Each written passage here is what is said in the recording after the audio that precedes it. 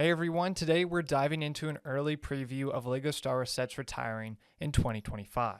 Now I know it's still real early in the year, and this list is subject to change as we get closer to the end, but it's always good to start planning ahead. Whether you're a collector or casual fan, now is the time to kind of identify what sets are worth grabbing before they're gone for good. I've grouped the sets into categories to make it easier to follow along, and I'll be sharing my honest opinions on what's worth picking up and what you might want to skip. So that said, let's get into it. We'll be starting with the skip-worthy sets and then kind of working our way up to the must-buys at the very end. That said, let's go ahead and start those sets that I think you can go ahead and skip. The first one being the Creative Play Droid Builder. This set is just different. It's an experimental design meant to inspire creativity, but for me, it just doesn't hit the mark. It's on the pricey side for what you get, and while I can appreciate the concept and the creativity behind it, it's not something I'd ever display or even would have played with as a kid. If you're into droid building and want a creative challenge, maybe it's for you, but personally, I'd recommend skipping this one. After that, I included the Crimson Firehawk in this territory, as it's a 4+ set and just not for me. I will admit though, it's a good set for younger builders. Even at that, however, the design feels a bit simplistic, which makes sense given the target audience, but even for younger kids, I'd just recommend other sets. And for us older fans, it's definitely an easier skip. The third and final set I have in this category is Luke Skywalker's X-Wing mech. And I will admit, this is probably my favorite Star Wars mech so far, but that's not saying much. Mechs just don't feel like they belong in the Star Wars universe. It's a unique idea, and I do kind of like this one, but it doesn't align with the essence of Star Wars for me. I'd much rather have any other set on this list. So if you're into the mech concept, you might find it fun, but personally, I would recommend passing. Next, I have two more sets that are probably leaning towards skipping. They're a bit better and have some merit to them, but ultimately, I believe a skip is in order here. The first one is the TIE Fighter X-Wing mashup. This set combines two iconic Star Wars ships into one set, which sounds great on paper, but in practice, it falls short. The designs are heavily simplified to meet that price point, and the minifigures are just random characters created for LEGO's animated series. While it's not a bad set, I'd rather wait for standalone versions of the X-Wing and TIE Fighter, which are usually more detailed and truer to the source material. After that, you can also probably skip the Onyx Cinder. I haven't watched the show the set's based on, so I don't have any connection to it. The design looks fine and I'm sure fans of the show might enjoy it, but for me it's hard to muster any enthusiasm. If you love the series, it might be worth considering, but otherwise it's pretty forgettable. After that, we made our way to the middle-of-the-road sets. Here we have a lot of sets that just kind of lie in both categories. You can either skip or pick it up. Either way, I think it's okay. None of them have glaring flaws or things that make me say go pick these up right now. The first one in this category is the UCS X-Wing. This is a good set, but it's not LEGO's strongest UCS release. I love the X-Wing as a ship, it's iconic, but the build still feels like it's missing something. The detailing isn't as polished as I'd like, especially for a UCS set. Ultimately, I feel like your money's better spent elsewhere. Still, if you're a fan of the X-Wing or want a large display piece, it's a solid pickup. After that, we have Darth Vader's helmet. The helmet series has never been my favorite. The concept in general just doesn't really get my attention. I know for some people that's different, and if that's the case, this is probably a pretty good set and one you'll want to pick up. But for me, it just doesn't. And this set in particular doesn't change my mind about it at all. It's well designed and captured the look of Vader's helmet nicely, but it just doesn't excite me. If you're into the helmet line or a big Darth Vader fan, it's worth considering, but it's not anything special to me. After that, we have the Mos Espa Pod Race diorama. This set I feel like is just a mixed bag. On one hand, it's a well-built diorama with great attention to detail, especially in the pod racers. On the other hand, a lot of the build is just the sandy terrain of Tatooine, which isn't the most visually exciting. It's accurate, and I'm not sure what else they could have done to fix this, but it ends up with me just wanting more from this set. I will admit it's a great display piece for those prequel fans, but for everyone else it's not essential. Moving on, the next one we have to talk about is the Tantive 4. While this is a classic Star Wars ship, this particular set doesn't quite hit the mark. In a general sense, I'd say it does okay, but the design does feel a little clunky compared to the other starships in this theme, and it lacks the refinement of those similar sets. The front cockpit looks great, and so does the back engines. That middle connecting area between them, though, is a little rough. It might be a bit nitpicky, but for some reason it just seems off to me and landed it in this middle spot of the list. It's still a decent model, but not the first one I'd recommend from the sub-theme. Next is the Bark Speeder Escape. This is a fun little set from a flashback in The Mandalorian. It's cool to finally see Order 66 depicted in a LEGO set. However, this set is just kind of boring. All that's included is a speeder and a lamppost, so build-wise this set is not exciting in the slightest. The speeder build is solid, but nothing we haven't seen 1,000 times before. The highlight of this set are the minifigures, especially Keller and Beck, who's one of the best Jedi figures LEGO has released in years. It's not a groundbreaking set, but it's a nice addition to any collection.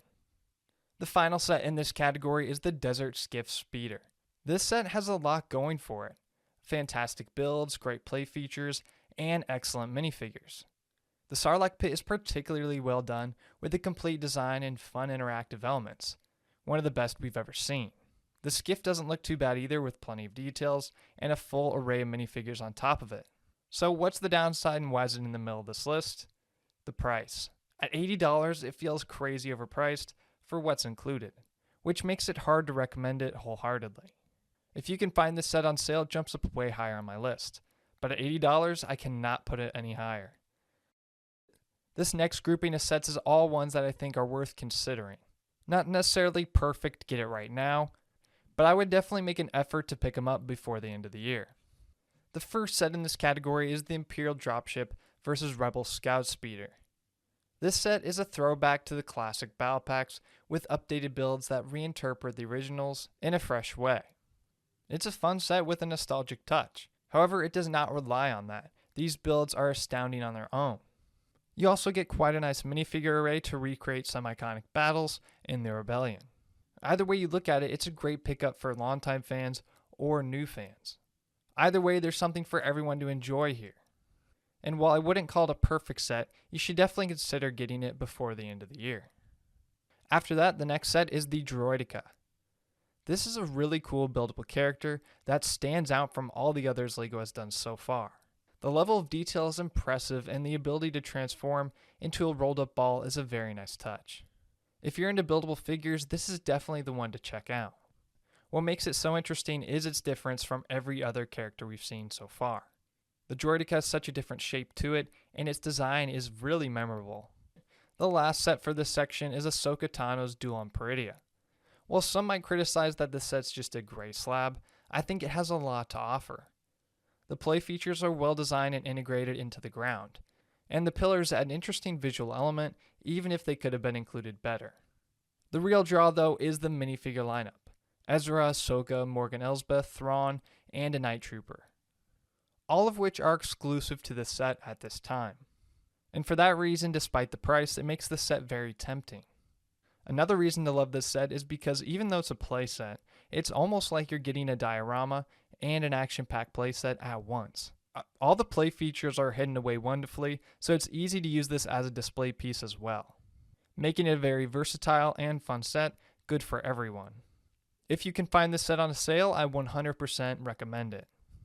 Finally though, we made it to the must-buys. These are sets I think you absolutely should get before they're gone. Getting into it, the first one in this category I have is the UCS Razor Crest. Now, of course, I want to say this before I go any further. This set is very expensive, and if you can't afford it, obviously don't get it. That's obviously a huge factor with these UCS sets, but this one is so amazing that if you have the ability to get it, I would highly recommend. This set is a masterpiece, from the sleek exterior to the fully detailed interior. It's one of the most complete UCS sets LEGO has ever produced. While the outside is great, the interior is my favorite part of this set. It's packed full of features from the cockpit to the cargo hold, making it a dream for Mandalorian fans. And its full flowing interior just makes the set feel so complete inside and out. It is a pricey set, but it's absolutely worth it. After that, we have the Invisible Hand. This is a smaller display piece that's perfect for collectors. At $50, it's not a very expensive set. However, what I think you get is a beautiful, detailed model. The design is incredibly smooth, with lots of intricate details created from small pieces.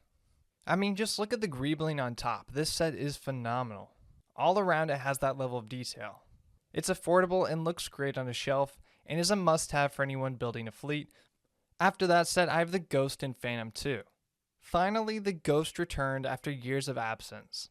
Last seen in the days of Star Wars Rebels, this ship reappeared in Ahsoka and finally made its way back to LEGO. However, this time it had a massive improvement over the original with more detailed design and a better overall build quality. The shape matches the Ghost perfectly, and every detail, including all those little colored panels on top, look phenomenal. The Phantom 2 is even included, and they scaled it down perfectly to fit on that back.